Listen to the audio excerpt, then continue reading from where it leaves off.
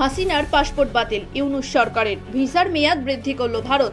বাংলাদেশের প্রাক্তন প্রধানমন্ত্রী শেখ হাসিনাকে চাপে ফেলতে এবার তার পাসপোর্ট বাতিল করে দেওয়া হলো ইউনূস সরকারের তরফ থেকে। অর্থাৎ এবার না তিনি নিজের দেশে ফিরতে পারবেন, না পারবেন ভারতের বাইরে অন্য কোথাও আশ্রয় নিতে। যদিও এই পাসপোর্ট বাতিলের তালিকায় তিনি একা নন, রয়েছেন আরো 97 জনের নামও। সব মিলিয়ে এক বড় সমস্যায় পড়ছেন আওতাগামী লীগ সুপ্রিমো। তবে এমন পরিস্থিতি মুজিব কন্যাকে সাহায্যের হাত বাড়িয়ে দিয়েছে ভারত।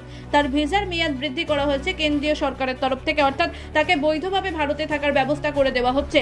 সূত্র মারফত জানা গিয়েছে যে এই ব্যাপারে কেন্দ্রীয় স্বরাষ্ট্র মন্ত্রক রাজি হওয়ার পর স্থানীয় ফেডারেল রিজাউনাল রেজিস্ট্রেশন অফিসে তার ভিসার মেয়াদ বৃদ্ধি করার জন্য।